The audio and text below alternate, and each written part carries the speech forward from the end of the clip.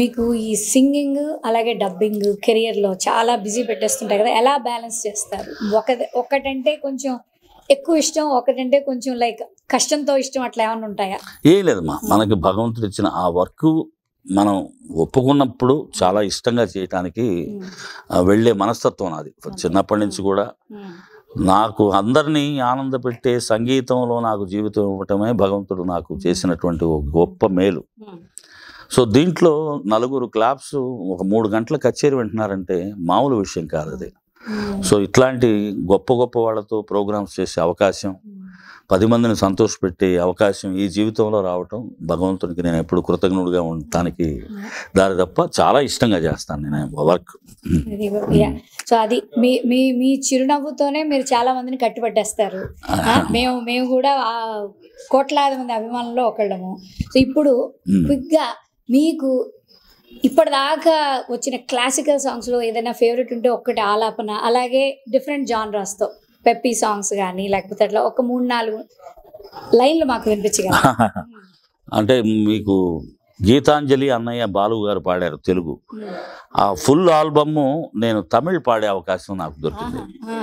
So దాంట్లో మీరు ఆమని పాడవే, అది కావ్యం పాడవా తెండ్రలే పుదుమలర్ పూతిడుం వేళై ఏనిదాన పొழுது ఎనదాగుము, అలాగా అన్ని ఆ ఆల్బమ్ ఫుల్గా పాడాను.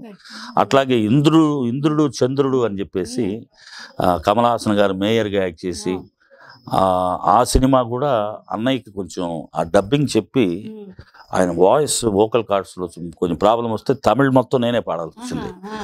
సో దాంట్లో అంజంబావో ఇంచెంబావో ఇంచేమే అంబా అనే ఒక పాట ఉంటుంది. అదే అడిచెడు కొట్టం విడిగిర మట్టం సట్టం దాని ఉండో, ఒక లైన్ పాడటానికే దగ్గు వస్తుంది మనకి, ఎట్లా డబ్బింగ్ చెప్పారు అని చెప్పేసాను.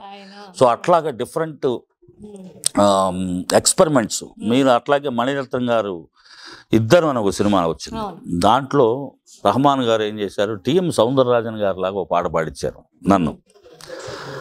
అదుకొనడమే వ్రతమై అని ఒక డిఫరెంట్ అప్రోచ్లో నేను పాడాను. అట్లాగే డిఫరెంట్ వాయిసెస్, ముక్కాల ముకాబులా విన్నారంటే ముక్కాల ముకాబులా లేలా ఆర్డి బర్మన్ గారి వాయిస్, ఇట్లాగే డిఫరెంట్ ఇవన్నీ మలయాళం కన్నడ, దీంట్లో అన్ని క్లాసికల్స్. సోపానం అనే ఒక మలయాళం ఫిలిము నేషనల్ అవార్డు వచ్చింది దానికి. నగుమో ముగలవాని నా మనోహరుని జగమేలు సూరుని జానకి వరుని బాలమురళీ కృష్ణ గారితో కలిసి పాడే అదృష్టం దొరికింది. సో ఇట్లాగా ఫోక్ కానివ్వండి, మెలడీ కానివ్వండి, పెప్పీ సాంగ్స్ కానివ్వండి, అందరు హీరోలకి పాడే అవకాశం ఇవాళ దాకా మరి మనకి భగవంతుడు మ్యూజిక్ డైరెక్టర్స్ రూపంలో అందరూ సినీ పరిశ్రమ వారందరూ ఆదరించడం వల్ల ఇంత జర్నీ చేయగలుగుతున్నాం. తల్లో 4 లాగా ఉంటూ అందరికి ఇష్టంగా చేస్తూ చాలా బాగుంది. మను గారు, అసలు మీ ఈ సంగీత ప్రస్థానం ఎలా మొదలైంది? ఆ సంగీత ప్రస్థానంతో పాటు ఇలాగ మీరు వాయిస్ డబ్బింగ్ లో ఇలా కీర్తి శిఖరాలు అధిరోహించారు కదా, సో వాటి గురించి ఏమన్నా 4 ముచ్చట్లు మాకు చెప్తారా? కీర్తి శిఖరాలు ఎక్కడున్నాయని ఎతుకుతూ ఉన్నాం రోజు. మనం ఏంటంటే మనకి భగవంతుడు ఇచ్చిన పనిని త్రికరణ శుద్ధిగా దాన్ని చేసుకుంటూ అందరిలో వాళ్ళ మనసులో ఒక స్థానం సంపాదించుకోవటం అనేది భగవంతుని ఆశీర్వాదం. మా మదరు షహీదా, మా ఫాదర్ రసూల్ గారు ఇద్దరు కూడా స్టేజ్ యాక్ట్రెస్. మా మదరు ఆంధ్రప్రదేశ్లో 70s 60sలో ఆవిడ చింతామణిగా, సత్యభామగా చిరపరిచితం, పెద్దవాళ్ళందరికీ తెలుసు. వారు ఎప్పుడైతే ఆ ఫీల్డ్లో ఉన్నారో ఇంట్లో ఆటోమేటిక్గా ప్రాక్టీస్ ఉంటుంది, సంగీతం కానివ్వండి, పద్యాలు, నాటకానికి సంబంధించినటువంటి ఆ సబ్జెక్టు. సో అన్సీజన్ కంప్లీట్ ఇళ్లలో ప్రాక్టీస్ జరుగుతూ ఉంటే ఆటోమేటిక్గా మనలో ఉన్నటువంటి సంగీతం మీద ఉన్నటువంటి ఆ ప్రేమ ఆటోమేటిక్గా చిన్న వయసు నుంచే అలవాటు పడింది. సో దాని పక్క ఆకర్షించబడింది అనమాట.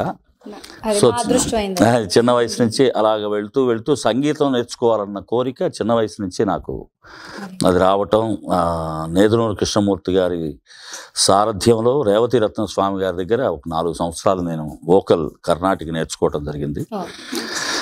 అప్పుడే నేను డ్రామాలకు వెళ్ళటం, అమ్మ వాళ్ళతో పాడటం, 10 రూపాయలు 15 రూపాయలు ఈ గిఫ్ట్లు వస్తూ ఉంటాయి కదా, అవి చూసి ఇక స్కూల్ కన్నా ఇది బెటర్గా ఉందని ఒక నిర్ణయానికి రావడం. తద్వారా మా మదరు నీడ అనే ఒక సినిమాలో ఆవిడ అత్త క్యారెక్టర్ యాక్ట్ చేశారు, దాసనారాయణరావు గారి డైరెక్షన్లో. సో దాంట్లో మహేష్ బాబు గారు అన్నయ్య రమేష్ బాబుతో వాళ్ళ స్నేహితుల్లో చిన్న కుర్రోడుగా నేను కూడా కనపడటం జరిగింది. సో అక్కడి నుంచి ఆయన ఒక 5-6 సినిమాలు నాకు వేషాలు ఇచ్చారు. రంగూన్ రౌడీలో చిన్నప్పుడు కృష్ణరాజుగా, కేటుగాళ్ళలో చిన్నప్పుడు మోహన్ బాబుగా. సో అవన్నీ యాక్ట్ చేయడం జరిగింది, ఒక 5-6 సినిమాలు. ఆ విధంగా మద్రాసుకు పరిచయం ఏర్పడింది. సో ఓ ఆడది ఓ మగాడు అనే ఒక సినిమా నాకు 13వ ఏట అంటే 79లో, ఆ సినిమాలో మా మదర్ని మళ్ళీ ఆయన ఒక గయ్యాళ్ళ అత్త క్యారెక్టర్కి మా మదర్ని సెలెక్ట్ చేశారు. హీరోయిన్ తమ్ముడు క్యారెక్టర్కి నాకన్నా కొంచెం 1 year పెద్దవాడిగా ఉంటే బాగుంటుంది, నూనె మీసాలు వచ్చిన కుర్రాడుగా అని వెతుకుతుంటే నేను వెళ్ళి కాళ్ళ మీద పడిపోయా, దాసనారాయణరావు గారి కాళ్ళ మీద పడి, దయచేసి మీరు ఆ వేషం నాకే ఇవ్వాలి గురువుగారు అని చెప్పేసి పట్టుకుంటే, సరేరా అని చెప్పేసి ఆయన వేషం ఇవ్వటం. ఆ సినిమాకి ఎంఎస్ విశ్వనాథం గారు సంగీతం, ఆ కుర్రోడు పాడే అంటే నేను యాక్ట్ చేస్తున్న ఆ క్యారెక్టరు, వాళ్ళకి హీరోయిన్ ఒక అక్క, ఆ కుర్రోడికి ఆ అమ్మాయి ఆల్ ఇండియా రేడియోలో వైలనిస్ట్. సో ఇంకొక వైలనిస్ట్ వచ్చేసి హీరో. సో వీళ్ళిద్దరి కథ అన్నమాట. ఈ కుర్రోడు వాళ్ళ అక్క, ఈ కుర్రోడికి తల్లిదండ్రులు లేరు.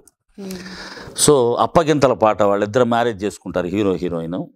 దాంట్లో ఇవ్వాలని ఉంది, నీకు ఇవ్వాలని ఉంది, మా అక్క కన్నా ఇవ్వడానికి నా దగ్గర ఏముంది అని చెప్పేసి ఈ కుర్రోడు 13 ఏళ్ల కుర్రోడు పాడే పాట పూజ రికార్డింగ్ పెట్టారు.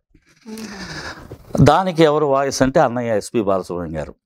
ఆయన 11ంటికే రెడీ అయిపోయారు. వీళ్ళు 11 గంటలు రెడీ అయినాక మా నాన్నగారు ఎంఎస్ విశ్వనాథం గారి దగ్గరికి వెళ్ళి, ఈ అబ్బాయి మా అబ్బాయి అండి, ఈ క్యారెక్టర్ యాక్ట్ చేస్తున్నాడు ఈ పాటకి, ఆ హీరోయిన్ తమ్ముడు క్యారెక్టరు పాడతాడు, కొంచెం వినండి అని చెప్పేసి అడిగితే ఆయన రా అని చెప్పేసి పాడమంటే నేను గులాం అలీ గారి గజల్ ఒకటి పాడాను. పాడితే బాగా పాడుతున్నావే, ఈ పాట నీ వాయిస్లో సరదాగా విందాం బాలు గారు వచ్చిందాక అని నన్ను సరదాగా ఆయన పాట నేర్పించారు. ఇన్స్ట్రుమెంట్స్తో మానిటర్ చూశారు, రికార్డ్ చేశారు. ఆయన రికార్డ్ చేసి నన్ను పిలిచి లోపలికి, ఒక్కసారి నువ్వు పాడింది విను అన్నారు అనమాట. వింటే కొంచెం భయం అది ఉంటుంది కదా, మొదటిసారి ఆ ఇన్స్ట్రుమెంట్స్, ఆ బూతులు ఇవన్నీ కూడా అసలు చూసేటప్పటికి టెన్షన్ వస్తుంది మనకి. సో అవన్నీ చూసి నీకు మంచి భవిష్యత్తు ఉంటుంది, నువ్వు మద్రాసు వచ్చేయి అని చెప్పేసి అన్నారు ఆయన. ఇప్పుడు ఏం చేస్తున్నావు అన్నారు ఆయన. 10వ తరగతి 5వ సారి రాస్తున్నాను సార్ అన్నా. అయితే అది ఫినిష్ చేసేసి వచ్చేసాయి, గాయకుడుగా నీకు భవిష్యత్తు ఉంటుంది ఆ మహానుభావుడు అన్న మాట ఆ టైము. ఇక తర్వాత ఆ సినిమా యాక్ట్ చేసిన తర్వాత నేను వారి దగ్గర అసిస్టెంట్గా జాయిన్ అయిపోయాను. అప్పుడు నాకు గొప్ప అవకాశం ఏంటంటే, యేసుదాసు గారు, బాలసుబ్రహ్మణ్యం గారు, టిఎం సౌందరరాజన్ గారు, సుశీలమ్మ, జానకమ్మ, వాణిజ్యరామ్ గారు ఇట్లాంటి ఉద్దండులందరూ వచ్చేసేసి విశ్వనాథం గారి దగ్గర పాటలు పాడటం, ఎలా వారు నేర్పిస్తున్నారు, వారు ఎలాగా దానికి భావాన్ని చేకూర్చి ఆ పాటని ఎంత చక్కగా పాడుతున్నారు, ఈ recording process, re recording process, ఇవన్నీ చూడటం నా అదృష్టంగా మారిందనమాట. అంటే చిన్న వయసు 14 ఏళ్ళు. సో ఆ స్టూడియోస్ అన్నీ చూస్తూ ఉంటే ఎస్ రాజేశ్వరరావు గారు ఒక పక్కన, ఇళయరాజా గారు ఒక పక్కన, మా గురువు గారు చక్రవర్తి గారు. అంటే నేను దాని తర్వాత చక్రవర్తి గారి దగ్గర అసిస్టెంట్కి వెళ్ళిపోయాను 2.5 సంవత్సరాల తర్వాత. చక్రవర్తి గారి దగ్గర మా అన్నయ్య తబలా అవకాశం కోసం వెళ్ళాను. వెళ్ళి నేను హార్మోని తీసుకుని పాడితే, నువ్వెక్కడ పనిచేస్తున్నావు అంటే, విశ్వనాథం గారి దగ్గర పనిచేస్తున్నాను సార్. అరే నువ్వు నా దగ్గరికి వస్తావా, హార్మోని వాయిస్తున్నావు, స్వరం రాస్తున్నావు, పాడుతున్నావు, 3 in 1 టేప్ రికార్డర్ లాగా అని. అప్పుడు ఆయన దగ్గర మెయిన్ అసిస్టెంట్స్ ఎవరంటే కృష్ణ చక్ర, రాజ్కోటి. సో ఈ సంగీతం ఏదైతే మనకి ఇంట్రెస్టో దాంట్లో భగవంతుడు దారిచ్చాడని చెప్పడానికి వచ్చా. సో అక్కడ విశ్వనాథం గారికి చక్రవర్తి గారు ఫోన్ చేసి ఈ నా గురించి అడగటం, వీడు ఇక్కడ తెలుగు కాబట్టి తమిళ్ కొంచెం ఇబ్బంది పడుతున్నాడు, ఎప్పుడైనా మా దగ్గరికి రావచ్చు, మీకు అసిస్టెంట్గా పెట్టుకోండి, వాడికి ఇంకా ఈజీగా ఉంటుంది తన భాష కాబట్టి అని ఆయన దగ్గరికి పంపించారు. ఇక సింగర్స్కి వచ్చే ముందు ఆర్కెస్ట్రాతో ఈ ట్రాక్ పాడటం, కంపోజింగ్స్లో అసిస్టెంట్గా స్వరం రాసి ఆ ట్యూన్లు అవన్నీ రికార్డ్ చేసి పెట్టుకోవటం, ఇవన్నీ కూడా ఒక అద్భుతమైనటువంటి ఒక డిగ్రీ లాగా నాకు గాయకుడిగా అయిన తర్వాత ఉపయోగపడింది అనమాట. దాని తర్వాత ఇక ఆ జర్నీ ఇంతవరకు బాస్టన్లో మిమ్మల్ని కలిసే వరకు 40వ సంవత్సరం వేడుకలు మీరు జరుపుకుంటున్నారు, 40వ సంవత్సరంలోకి నేను అడుగు పెట్టాను గాయకుడిగా. Very timely.